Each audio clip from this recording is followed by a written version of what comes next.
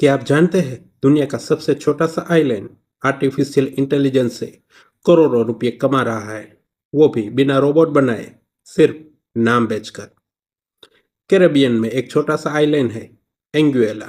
यहाँ आबादी सिर्फ 15,000 लोगों की है, लेकिन इंटरनेट ने इसे आइलैंड को बना दिया है सुपरस्टार। इसका डोमेन नेम है एआई।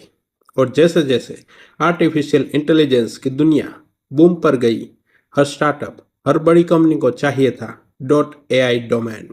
गूगल, फेसबुक से लेकर छोटे छोटे एआई स्टार्टअप तक सबने खरीदे एंगुएला से डोमेन।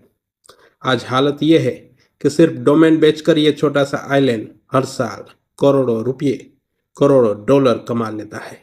सोचिए, न कोई फैक्ट्री, न कोई कोडिंग, बस एक नाम डॉट एआई, और पूरी दुनिया से पैसा बरस रहा है।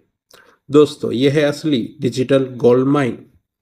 अगर कहानी मज़ेदार लगी तो लाइक और हमारे पेज को फॉलो करिए और हमारे यूट्यूब चैनल को सब्सक्राइब करें।